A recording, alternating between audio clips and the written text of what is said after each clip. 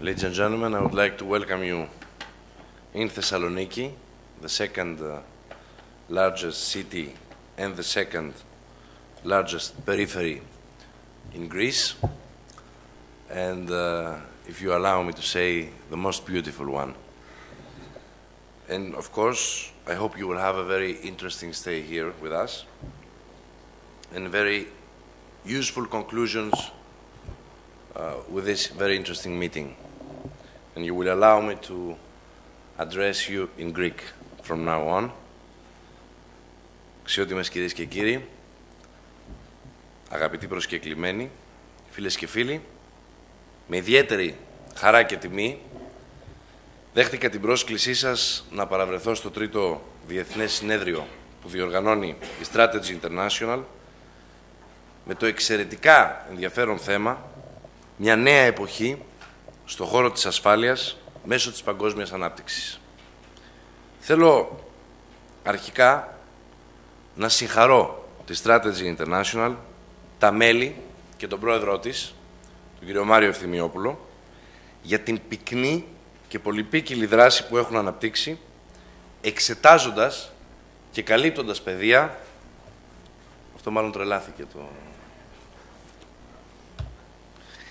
Εξετάζοντας και καλύπτοντας πεδία όπως η διεθνή σχέση, η ανάπτυξη, η ασφάλεια και άλλα πολλά. Θέλω επίσης να καλωσορίσω στη Θεσσαλονίκη τους εκλεκτούς επισκέπτες Διεθνούς Συνεδρίου της Strategy International. Εύχομαι να μείνετε ικανοποιημένοι από τη διαμονή σας στη Θεσσαλονίκη, από τις ενδιαφέρουσες συζητήσεις και παρουσιάσεις στις οποίες θα συμμετέχετε και να μεταφέρετε τις θετικές εικόνες και εμπειρίες σας πίσω στις χώρες σας.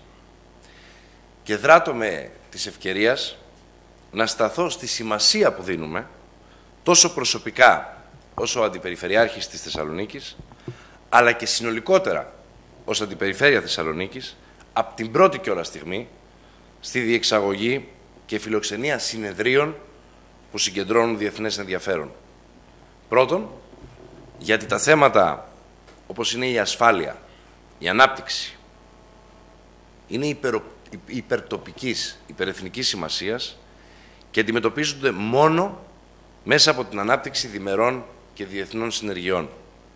Και δεύτερον, για τη διεξαγωγή αυτού του χαρακτήρα συνεδρίων δίνει τη δυνατότητα προσέγγισης και σύγκλησης απόψεων, κάτι το οποίο αποτελεί, θα μου επιτρέψετε να σας πω, προαπαιτούμενο για την επίτευξη ευρύτερων συνεργασιών. Στο σημερινό παγκοσμιοποιημένο περιβάλλον, η αλληλεπίδραση μεταξύ των κρατών για κοινωνικά, οικονομικά, ενεργειακά και μια σειρά από άλλα ζητήματα μεγιστοποιείται.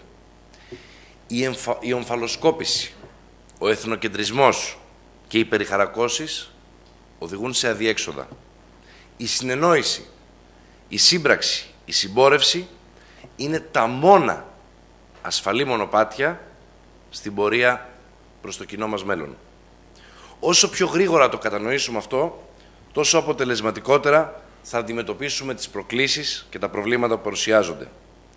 Είναι λοιπόν ιδιαίτερα ενθαρρυντική κάθε ενέργεια προς την κατεύθυνση αυτή. Κυρίες και κύριοι, για μια ακόμη φορά θέλω να συγχαρώ τη Strategy International για τη διοργάνωση αυτού του Διεθνούς Συνεδρίου και να τονίσω ότι ως Αντιπεριφερειάρχης Θεσσαλονίκης θα σταθώ αρρωγός σε πρωτοβουλίες όπως αυτή, όπως η διοργάνωση αυτού του εξαιρετικά σημαντικού συνεδρίου.